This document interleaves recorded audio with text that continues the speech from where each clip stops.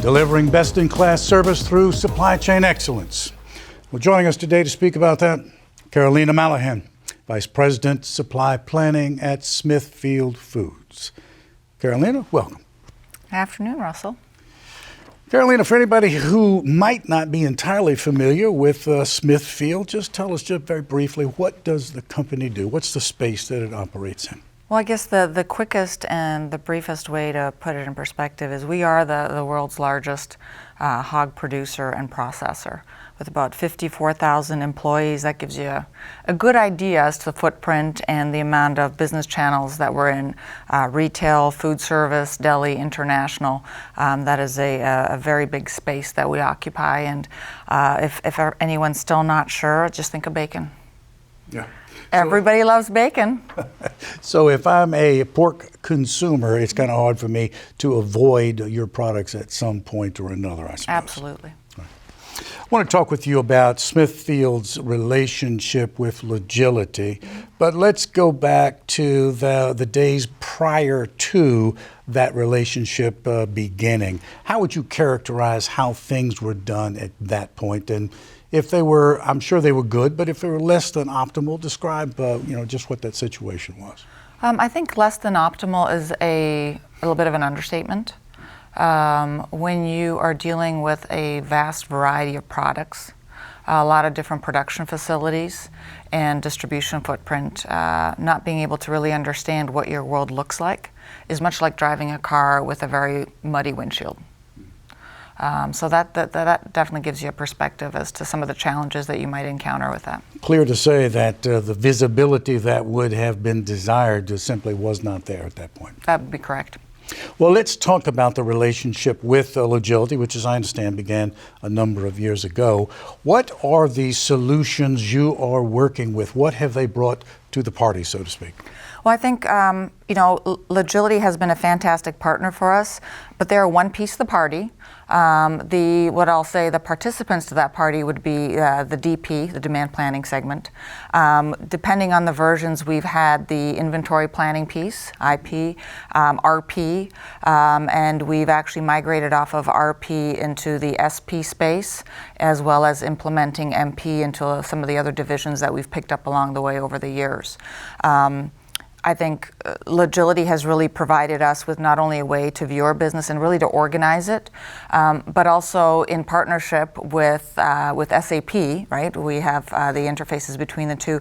You're able to then leverage the entire view of the supply chain all the way from the day-to-day execution to the actual planning, all the way from the demand planning, demand stream standpoint, all the way through to be able to then execute.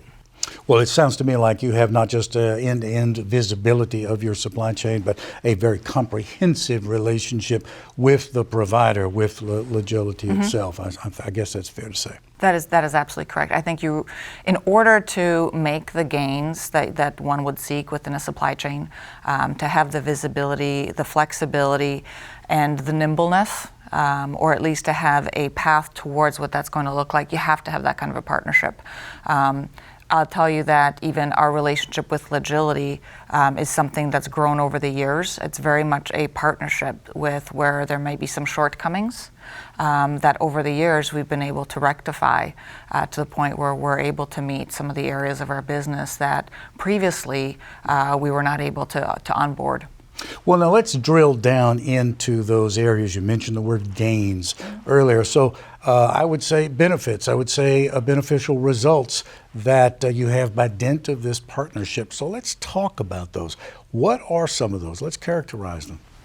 Well, some of the benefits from a production standpoint, if you look at supply planning within Smithfield, we've been able to provide our manufacturing landscape the visibility to not only the next 2 to 3 weeks of a production schedule, but we are planning a minimum of 13. And when I say minimum, that's for, let's say, the newer planners that we've onboarded in the last 2-3 years, all the way to some of the more senior planners that have extensive experience with the tool that are planning a 52-week down to the UPC level plan. That's something that we still have some opportunities at a few of our plants that we're just rolling out now starting April, but that gives you a very, very large kind of scale from one end to the other, where you can be somewhere where you're only planning 2 to 3 weeks out at best, and even that without, with still significant changes, all the way to a 52-week UPC level view that enables you to not only look at your raw material requirements, whether it is your aging capacities, your storage, your supplies, ingredients, you name it, you're basically being able to drive the visibility that we see, but all the way further through the supply chain. So clearly you have that really extensive, as you say, a view to things, which is to say that in an entity as complex as the one that you are working for, a supply chain that is as complex as that, is it fair to say that this relationship has helped you reduce or minimize or alleviate that complexity in some way or another? Absolutely. I think a software tool is really, that's all it is. It's a tool, and that's not to undermine it. If you're going to climb Mount Everest, you really want to have the best tools in your toolbox.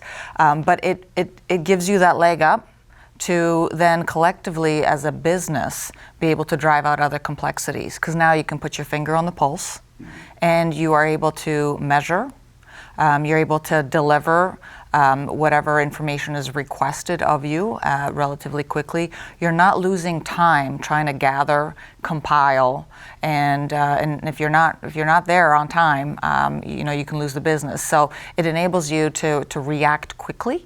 But at the end of the day, it is that whole partnership of the business unit, the various departments within the organization, utilizing the tools. And in this regard, we would not be where we are today if we didn't have the kind of support, transparency, and partnership that helps us work through our challenges and the different variability we have of our products. Whether it's shelf life, how long it takes us to get to market. It's not just a cookie cutter approach, even though you can say, well, it's a hog, and we pretty much take everything but the squeal. But in that, you've got a lot of different aspects and complexities that come into play. Well, let's talk about the data that you must be swimming in, because in a supply chain as extensive as this one surely must be, as complex as it is, there must be an ocean of data. How are you managing all of that? How are you able to take hold of that you need and to utilize that in a way that is beneficial to you? I think that's an area that we still have a lot of opportunity. You have to start somewhere, so the bare minimums, whether it's the master data aspects of inventory, different statuses of inventory, temp classes, all the way down to run rates at a plant, whether you start as general as run rates by line or run rates all the way down to the UPC. You have to start at a point of where you actually have known information, even if that's only 2 or 3 different data points. And from there, you are able to then expand and get deeper into the organization and the opportunities. If you start at a place because you're aiming for perfection, and let's say you see either competition that's in a similar footprint to yours, and you wanna come meet them right where they're at, but you don't understand where you are in your own maturity level of the organization and the information that's available, then that's going to be at a disadvantage. So at Smithfield, if we look at each of our different areas, whether it's operating groups or even plants, they all have different varying levels of maturity of information that's available. So you kind of have to find the universal, not just unit of measure, but what are the absolutely critical things. And at the end of the day, you're going to measure, what is the customer looking for? How do we get it to the customer on time?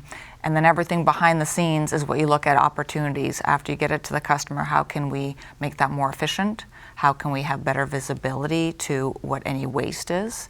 And how can we make sure that that demand signal is stronger? And in that, all the other data points really magnify, whether it's down to the customer level, down to the channel, shipped to, sold to, you name it, it just starts really becoming apparent the greater that you dive into that.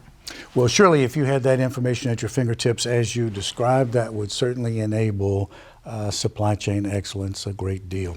Karolina, I know you're busy here at the conference, but you found time to speak with us. Thank you very much. You are very welcome. It's my pleasure. Thank you. It's Karolina Mallahan, Smithfield Foods, speaking with us today about best-in-class service at Smithfield. Thanks for watching.